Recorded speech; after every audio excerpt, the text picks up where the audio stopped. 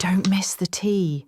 Subscribe now. Oh my god, grab your matcha, sit down, and literally do not speak until I am finished because I am in a state of absolute crisis.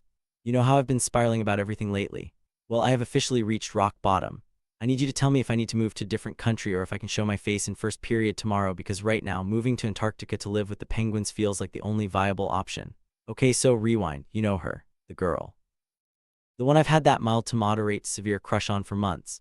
The one whose hair always looks perfect and who has that really cool obscure music taste. Yeah, her. So about a week or two ago, I'm losing track of time because the cringe is eating my brain cells. She literally texts me and she asks if I want to hang out and go to a movie. I nearly dropped my phone. I was screaming, I was crying, I was throwing up. It was the moment I had been manifesting. But then, and here's where the tragedy begins, she adds, "Can I come over to your place for a bit beforehand?" Naturally, I said yes immediately because I am a simp and a fool. I spent hours cleaning my room. I'm talking shoving laundry under the bed, lighting a candle that smells like mahogany teakwood or whatever, trying to make it look like I'm a functioning human being. I was so ready, I was hyped, I thought this was it. This was the start of my rom-com era. She gets to my house, right? She walks in looking effortless and cute, and suddenly my brain, it just flatlines like complete synaptic failure. You know that feeling when you walk into a room and forget why you're there? Imagine that, but it's your own personality you forgot. I wanted to be cool. I wanted to be charming. I wanted to be the guy she could banter with. But instead, because I was so terrified, like actually petrified of saying something weird or giving her the ick, I decided the safest course of action was to say, absolutely nothing, I am not joking. We sat in my room, the candle was flickering, the air was thick, and I just sat there. It was so awkward. I can't even describe the physical pain of the silence. It wasn't a peaceful, we're comfortable in each other's presence silence. It was a one of us is a serial killer and the other is the victim silence. I was sitting on the edge of my bed, she was in the chair, and I was just vibrating with anxiety. My internal monologue was screaming, ask her about her day, ask her about music, ask her anything. But then my mouth would open and my brain would go, no, what if that's stupid? What if she thinks you're trying too hard? So I just clamped my mouth shut. We literally sat there until the tension was so heavy you could cut it with a chainsaw. Eventually, we found some tiny thread of conversation. I think about the weather or something equally painful just to bridge the gap until we had to leave for the theater. I wanted to die. I wanted the floor to open up and swallow me whole. But wait, it gets confusing, because then we get to the movies, right, and suddenly the lights go down, the pressure is off, and I'm a new man. It was actually cool, like really cool. We were sitting next to each other and our legs were touching. You know that electric feeling, like neat knee contact? I was hyper-aware of every millimeter of denim touching denim. It was spicy, and I wasn't mute anymore. I was whispering to her during the trailers, making little comments about the movie, and she was giggling. She was giggling, I thought, okay, crisis averted. I was just nervous at the house. We're good, we're vibing. After the movie, we decided to hit the mall. This is the montage part of the date where everything goes right. We're walking around, shoulders brushing. We went into that record store, you know, the one with the overpriced vintage stuff, and we were flipping through vinyls. I was actually making jokes. I was funny. I was showing her albums I liked. She was showing me stuff she listened to, and it felt like normal. It felt like we were supposed to be there. We roamed around random shops, laughing at ugly clothes, just doing the whole teenage dream thing. I was on cloud nine. I thought I had totally redeemed myself from the mute statue act back at my house. But then, oh god, then, the mall closes or whatever, and we end up back at my house. Just for a bit before she goes home. And I don't know what happened. I don't know if the ghosts of my ancestors cursed me or what, but the second we crossed the threshold of my front door, the silence demon returned. It was like the carriage turning back into a pumpkin. The vibe just died. We sat down and suddenly I was back in my head. Don't ruin it. You had a good time. Don't say anything weird now.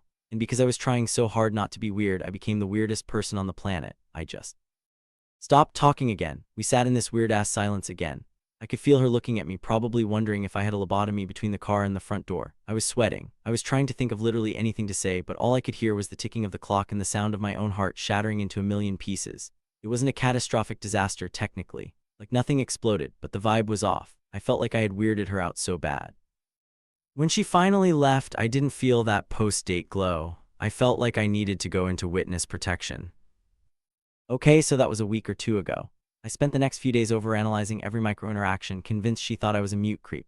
So fast forward to a few days later, we're at school, I see her, and I make a decision, a fatal, terrible decision. I told myself, okay, look, the problem was that you were filtering yourself too much. You were so scared of being weird that you became boring and awkward, so the solution is to just be yourself. Let your freak flag fly. If she likes you, she'll like the weirdness. In theory, great advice. In practice, a disaster of biblical proportions. I walk up to her, I'm feeling confident, I'm thinking, no more silence, we are yapping today. And instead of, I don't know, asking her how her weekend was or talking about homework, my brain decides to latch onto the movie I watched the night before. Now you know me, you know I watch those really messed up, niche horror movies. The kind that aren't just boo a ghost, but are like psychologically damaging and gross. Yeah, so I just launch into it. I start yapping her head off about this horror movie. And I'm not being vague, I'm giving her the play-by-play, I'm describing the gore, I'm describing the plot twists. I'm talking about like body horror elements.